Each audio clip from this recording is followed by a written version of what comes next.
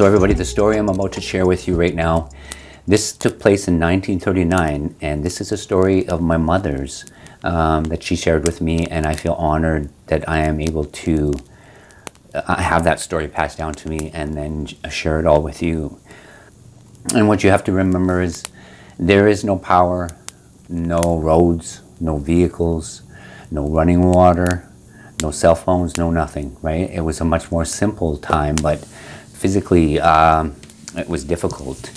You know, if they moved anywhere, it was either horses, canoe, or walking. They gathered and hunted for survival. What you see here is a place called Wood Buffalo National Park, and I just want to share a little bit about this area because this is where this story took place. It's where my mother and father grew up, their parents grew up, and many of my ancestors, this is where they live and still live. A lot of them still live up in that area today. It is the second largest national park in the world. 44,807 square kilometers of parkland, or 27,841 square miles. Fields. There are these great, they call them the salt plains of Wood Buffalo National Park, and it was a place that a lot of native tribes traveled to just to get the salt, and they traded with that salt. It feels old. The spirit there feels very old. There are caves here, and these sinkholes, a lot of people believe that they are forming because of the cave system within the areas of those caves falling through, caving in, right? And some of them a whole mile across in diameter. They're huge. There are smaller ones. My mother did speak about smaller ones where people have actually fell in. But most of the native people, or people that knew the area, knew, you know, the dangers, where it was not safe to travel and where it was safe to travel. So in this area, there's one of the last herds of wild horses. They're still running free up there, and I do have some relatives that have brought some of those genetics from those wild horse herds into his own domestic herd of horses, just to preserve some of the genetics coming out of that wild horse herd, which is a very good thing left. And of course you have the woodland buffalo, and they are probably twice the size of your plains buffalo, the ones that people are most often see. These are huge. They're massive buffalo. And then you have the woodland caribou, which are, again, double the size of their counterparts that are up in the Northwest Territories. And these are beautiful. These caribou are beautiful to see, and they are endangered. And I think there's a move right now to save them and stop the hunting. I've only ever seen a small herd of them maybe once in my life. And it's a 2-hour drive, and I hit the mountains, right? So I'm not that far. And that's where I seen a small herd of these woodland caribou. So I just wanted to show you and share with you a little bit about this area, because this is where my roots come from, where my ancestors come from, where my parents grew up. And the story I want to share with you right now took place in very much a place like this. What you see here, I would say 98% is footage and images and stuff like that that I took from websites of the Wood Buffalo National Park. This is an area pretty much where this story took place. Keep in mind, this is in 1939, and like I say, there's nothing, right? No power, no roads, no vehicles. This is about a 2-week journey that my mother and her parents and her siblings were going to take from one settlement to another. They had 2 horses, which nobody would ride. They were used as pack horses, and they had they had dogs with them, and they used the dogs for packing things as well. And my grandmother had the baby. The youngest of my mother's siblings was a baby, and she had the baby on her back on carrying what they call it, a papoose. I don't know if any of you have heard that term. It's like a little backpack for your baby. Some people call them moss bags. That was the baby. The baby was on my grandmother's back, and they would travel 5 to 6 hours in a day and then camp. Make a base camp, usually where they would find a river or a creek or a lake. They would need the water wherever they camped. So they come onto a very nice creek, which was very much buffalo territory. And the one thing that they feared most out of all the animals up in that area were the buffalo, were these woodland buffalo. They were very afraid of them. And she did tell me a couple of stories where they were traveling and they come through a clearing and the buffalo droppings were still steaming. Like my grandfather, he had a rifle. So he would take the lead and keep his head up and everybody would be on the alert, right? But so they were a little on edge in case these buffalo decided to come through there. The first day, they traveled 6 hours. They found this little stream. They set up base camp. While setting up the camp, my grandfather decided to take a walk, grabbed his rifle, and I'm sure part of it was to make sure there was no predators or danger within the area because that was going to be their camp for the night. He traveled for a good mile away from base camp, and sure enough, my mother and the rest of them heard a rifle shot. My grandmother wasn't too impressed because she realized if he did kill something, then this is where they would be probably for another week.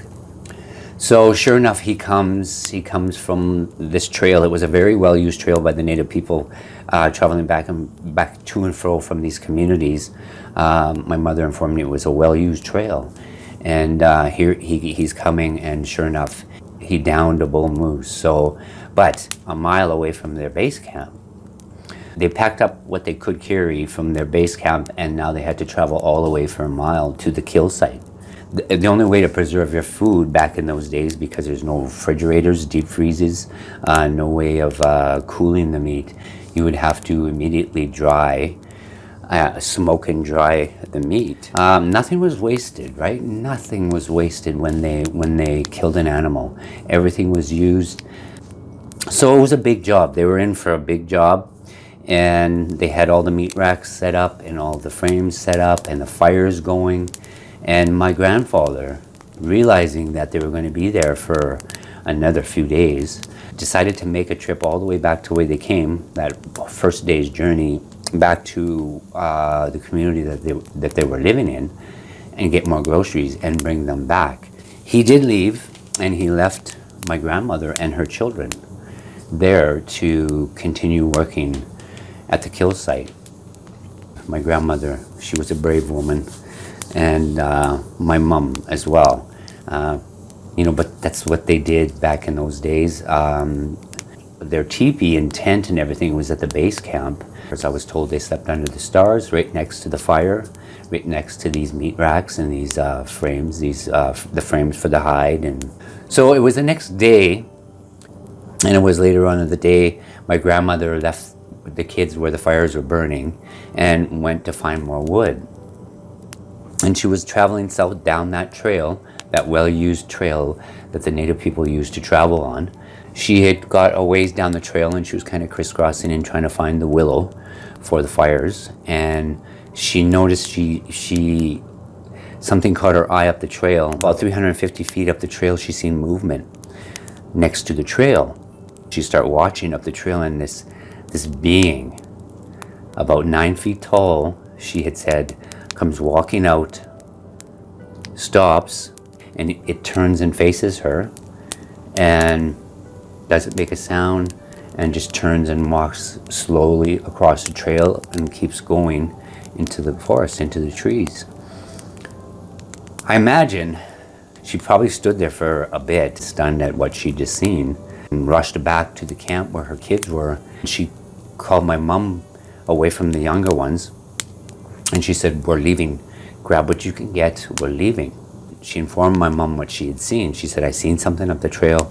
We're going, right? Let's get going." So they quickly packed up what they could. They basically left everything from the kill there. They just grabbed what they could and the baby, and they headed back a mile to the base camp. On their way there, she told my mom what she had seen, and she said she figured it was about 9 feet tall, but she said it may have been old, frail looking. She said it was very slim, and it had a hunch in its back, and it didn't move very fast, she said. And she said maybe it was an old one. But what scared her, or what concerned her, was that she wasn't sure if it was by itself, how many more of them were there. They were very familiar with the Bigfoot, the native people, and up in that area there's many stories and many encounters and things that the people have went through and have seen. They've tracked them, they've heard them. like this when they're hunting or fishing. So she knew what it was, but she was afraid that there may be more with this elder Sasquatch.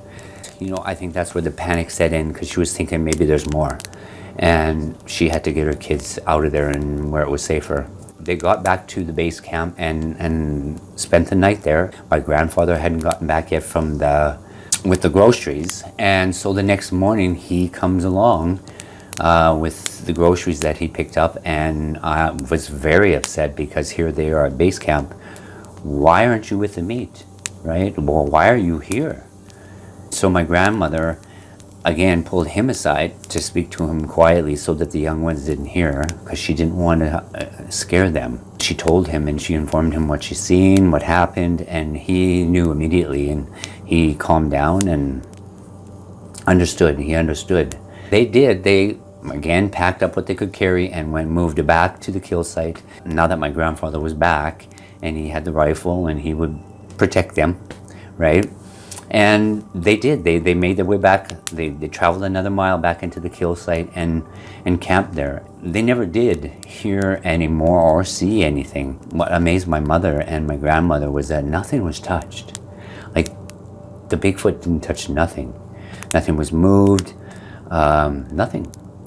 Everything was as they left it. So they continued on with their work, and everything went well. And once they finished there, they continued on their 2-week journey to the other settlement, and they made it. My mom is here to tell the story. So I hope you guys enjoyed that story. But this place, if you ever get a chance, just our time to Google Wood Buffalo National Park. It is a pretty amazing place. They've got the Caribou Mountains hot springs. It's a very ancient land. The wildlife there is immense. I mean, from eagles to buffalo, wolves. There's always the wolf and the buffalo dance, right? It's a life and death thing with them, and it's a huge issue, I think, right now up in that area, because the wolf packs, they haven't seen wolf packs like this in many, many years, at 20 to 30 members in a pack. Usually you have 10, 12, 15 maybe at the most, like 30 and 40. The buffalo aren't going to survive if the wolves are outnumbering the buffaloes. So back in the day, I mean, nature took care of itself, right? It was, each animal, there was this balance, right? And it continues to this day. But I think with the intrusion of man into the mix, into the equation, we're always the ones that mess it up. But we got to learn about that, right? And I think we did. I think all races knew that thousands of years ago, and they lost it, right? I believe they have to relearn, and because there's that balance, right? We got to find the balance. I hope you enjoyed the story, and my mother, she actually was okay with me sharing the story with you. There's so much story and history there. I try to keep a journal, and I try to keep notes, and I have always been a sponge for our history and for these stories, and especially when it comes to the Sasquatch stories, the Bigfoot encounters, because of what we experienced here. And that's another story that I will share with you coming up here shortly. It was my first encounter, and I was only 4 years old. It was back in 1972, if that gives you an idea of how old I am.